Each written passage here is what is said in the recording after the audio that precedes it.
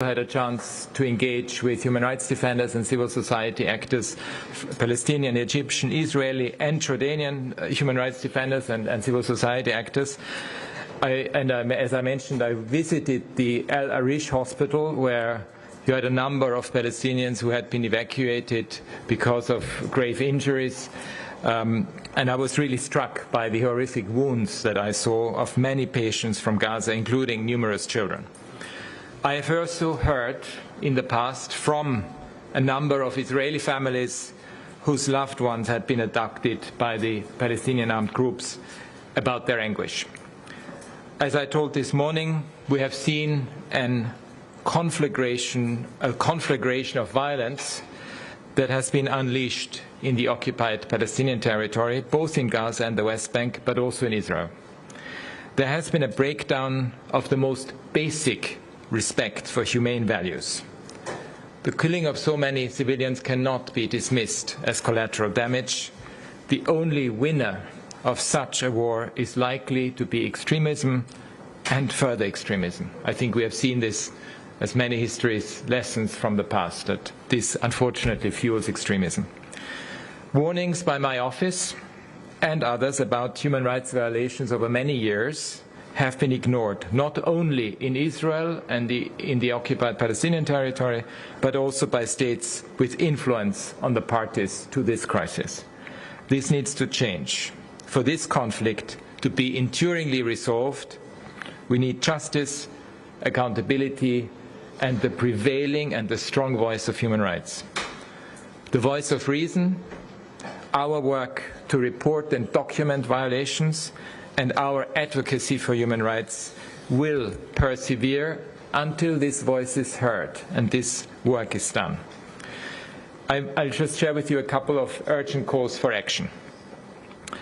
It's absolutely clear with the adoption of the Security Council resolution that was adopted last night, the parties must give immediate effect to what the Security Council has asked them to do, and that was made very clear in the resolution. But there must also be a ceasefire based on humanitarian and human rights grounds.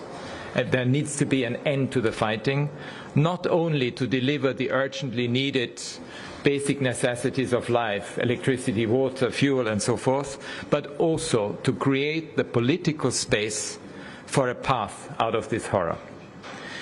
International human rights and humanitarian law must be immediately and fully respected, including the principles of necessity, distinction, precaution, and proportionality.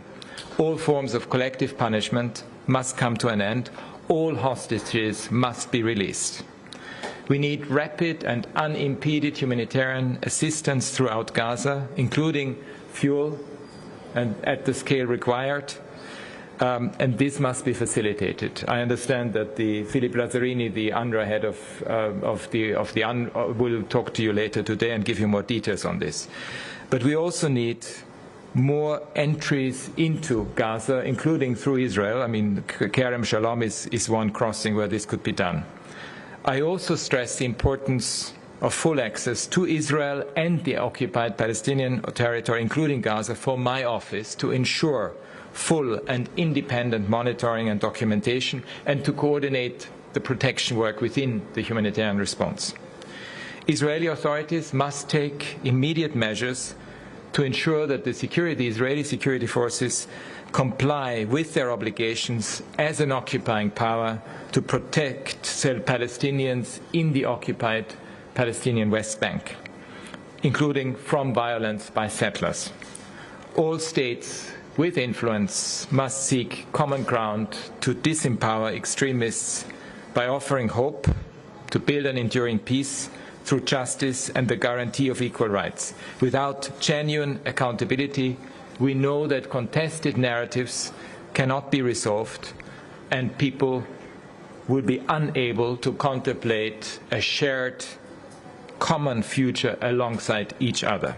And it is clear that the status quo was untenable and that the Israeli occupation must end. My office will continue to do its utmost to assist all parties to step back from the precipice to which extremism and violence have led.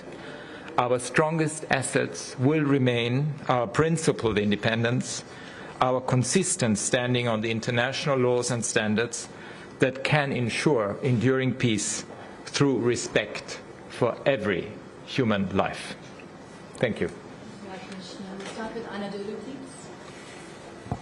Thank you, High Commissioner.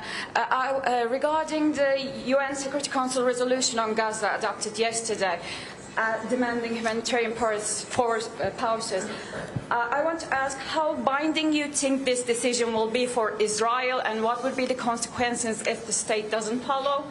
And also, considering the current humanitarian situation, how long should it take to turn this resolution into an action? Thank you. So it's very clear what the Security Council resolution itself says. It needs to be implemented immediately. It also has a mechanism by which the UN is asked to report back on its implementation. So it's absolutely clear. I mean, it's the beginning of what is needed to mitigate the extremely precarious humanitarian situation in Gaza. So it has to be implemented at once.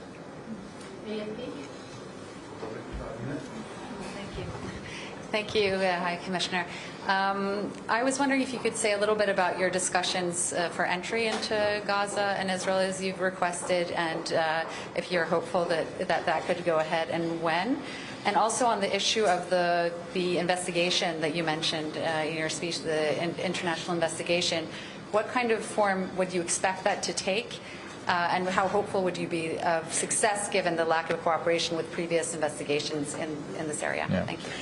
I think, first of all, I've asked Israel to give me access both to Israel but also to the occupied Palestinian territory. I have not yet received a response, which means hope, as I keep saying, hope springs eternal. I think it is very important for me to go to Israel. And also, I've been at the disposal of both Palestinians and Israelis to find a way out of this current crisis, because one of the missing links that we have seen over so many years is the one that you have mentioned. Accountability, justice, and truth-telling, including on the basis of when you have conflicting narratives, you need an investigation that is independent in order to make sure that we can actually get out of otherwise a polarized, totally binary view of what is happening or what happened. So for me, it's one big lesson learned, which actually, in a way, refreshes the human rights narrative in all of this, because that's what human rights is about. It is about accountability, it is about justice, it is about truth-telling. So I hope that there is a big lesson to be learned for the international community, for all parties to this conflict, to finally heed the recommendations that we have made, my office has made, for decades.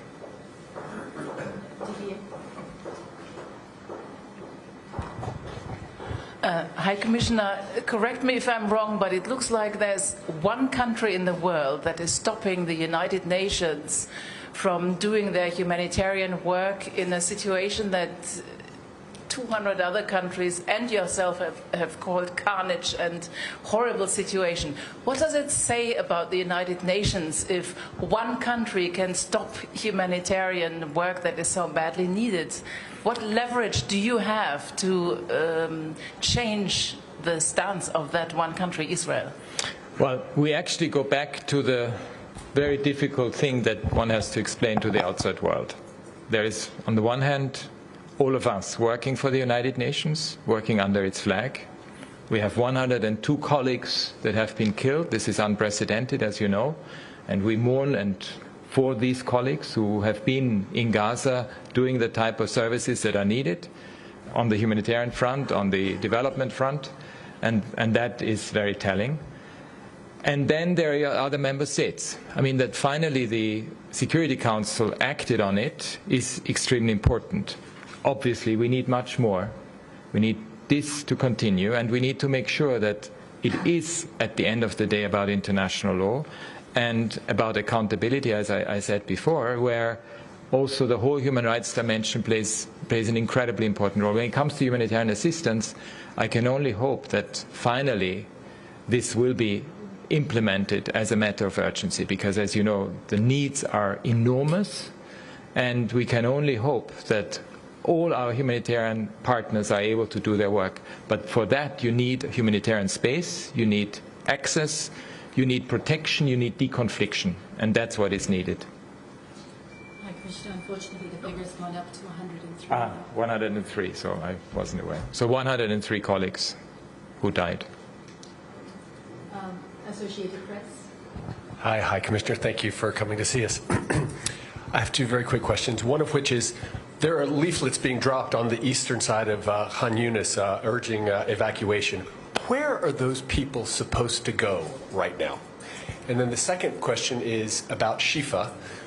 There have been some regalia, various military goods that apparently have been turned up inside around the hospital. Was this raid justified by the Israelis? Well, on the first one, again, international humanitarian law is clear. If the principles of necessity, precaution, distinction, proportionality require a certain military operation to be undertaken, there are obligations on the part of the military actor to ensure that those who are evacuated get an effective warning, are able to find safety, are able to be accommodated, get food, get shelter, and that it's only temporary. That's what international humanitarian law says. We know the situation in Gaza. It's one of the most densely populated zones in the world. We have been absolutely clear that at the current moment we do not consider any part of Gaza to be safe. So it's clear that when you look at this type of operations, we need to make sure that the international humanitarian law perspective, the various criteria that need to be attached to it, are made loud and clear. On Al-Shifa Hospital, as I said, we have seen, unfortunately, the deterioration of medical facilities and hospitals, yet also medical personnel. I think the figure was 100. I can't remember exactly what the figure is on the WHO, but WHO has given us the figures of how many of the hospitals are actually no longer properly functioning, which is, of course, extremely distressing.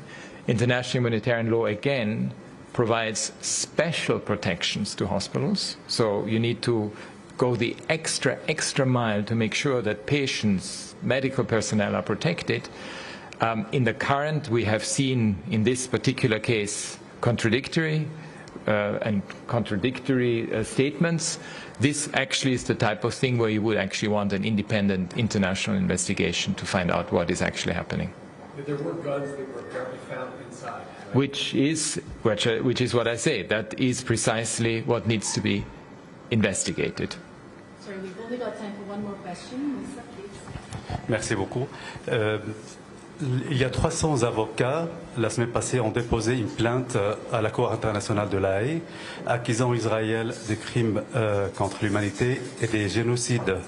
Est-ce que vous êtes pour qu'on aille à la justice internationale aujourd'hui et comment vous décrivez donc la plainte de ces 300 avocats? Est-ce que le terme utilisé, génocide, est valable pour vous? Merci. Alors c'est très clair et on a parlé de ça dès le début et même dans nos documents qu'on a soumis au Conseil des droits de l'homme, la documentation des violations des droits de l'homme, mais aussi des violations du droit international humanitaire. Alors ça, c'est pas nouveau, surtout si on regarde la Cisjordanie. Et là, on a fait des rapports depuis très longtemps. C'est clair que si on regarde les crimes que vous avez mentionnés, les crimes d'atrocité, c'est un processus juridique extrêmement compliqué. À cause de ça, ce sont normalement les cours, les tribunaux, surtout les tribunaux à plus haut niveau, qui se prononcent là-dessus. Alors, nous, de notre côté, on continue à faire notre documentation, notre monitoring, dans la mesure du possible, parce que comme vous savez, même mes collègues qui sont maintenant en Gaza, ils sont devenus des victimes. Ils sont plus, en fait, ils sont bien sûr nos employés, mais ils sont aussi affectés par la violence. Alors, c'est clair qu'on va continuer à faire la documentation de toute façon, avec toutes sortes de moyens. À cause de ça, c'est très important pour moi aussi d'avoir accès et pour mes collègues d'avoir accès.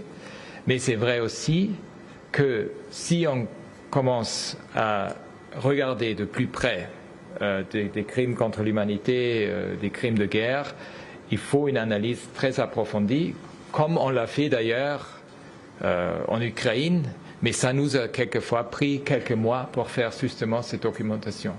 Alors ça, c'est le problème actuel, parce qu'on n'a pas suffisamment accès, et on n'a pas suffisamment accès à évaluer et conclure, surtout en ce qui concerne des crimes comme ça. En même temps, il faut dire aussi, la prévention de toutes sortes de crimes d'atrocité est quelque chose qui encombre tout État. C'est-à-dire, il faut toujours penser comment est-ce qu'on peut prévenir des crimes d'atrocité, et ça, c'est une obligation partagée par tout le monde. Thank you, everyone. Thank you.